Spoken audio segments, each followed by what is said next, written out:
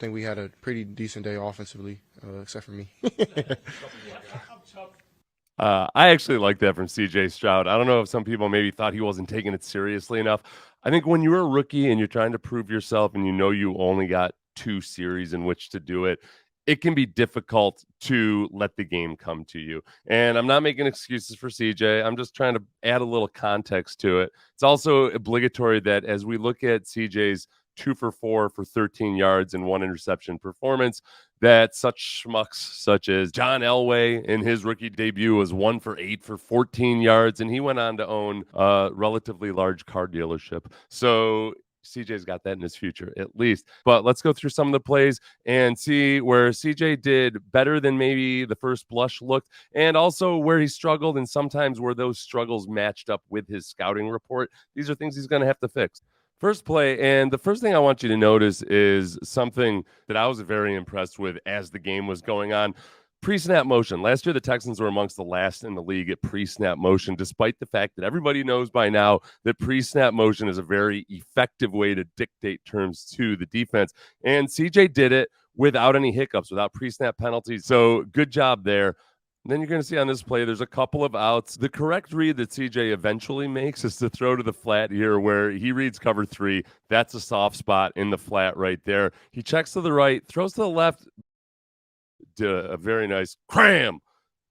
I will not be giving you my lunch money today. But I think the important thing is to watch him check to the right. And I don't think that was a read as much as just a look off, perhaps. But then the play usually is to read from the outside in, and he didn't really do it. He went back to the inside and then back to the outside. I don't know if that's him perhaps not adjusting well to having pressure in his face and not having a clear sight of Nico Collins out in the flat. I think one of those things where you can see that corner backing off like he did, that you just got to trust it and unleash it and have that ball there for Nico when he's ready to turn and run. But all in all, good ball placement. He made the right read. It's just got to be a little snappier. Next play, got the first down, 1st and 10.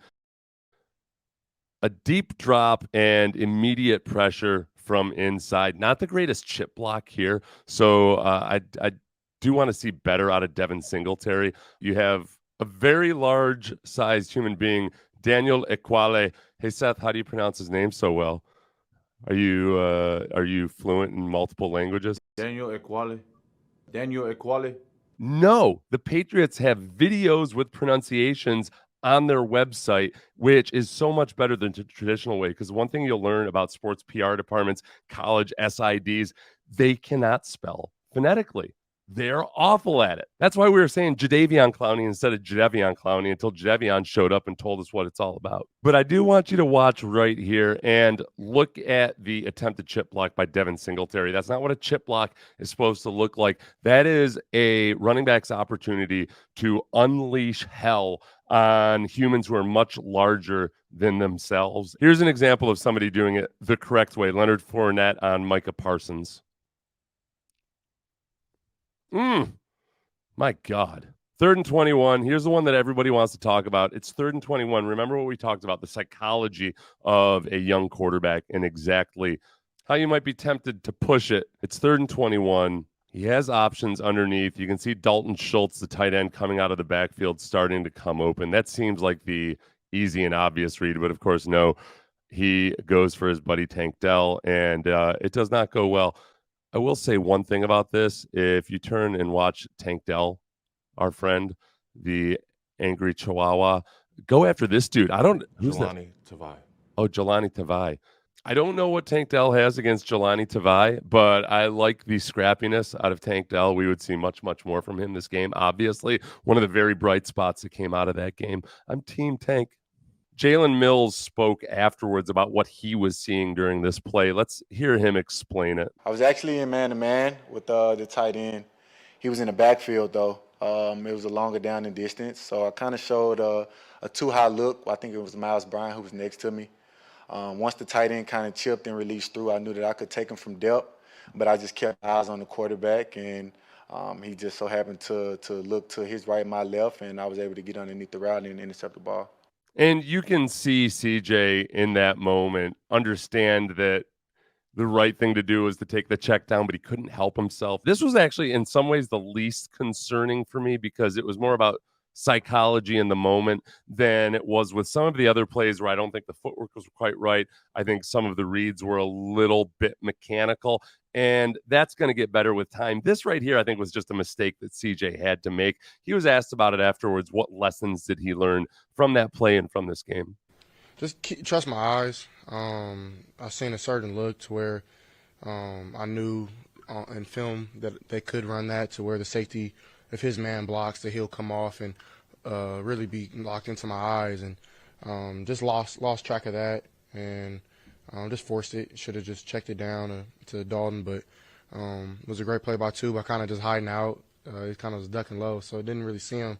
And it was funny, he was hiding out by staying deep and then reading the eyes. And this was one thing that our friend Lance Zierlein had mentioned as one of his concerns in the scouting report on CJ Stroud was a lack of respect for safeties.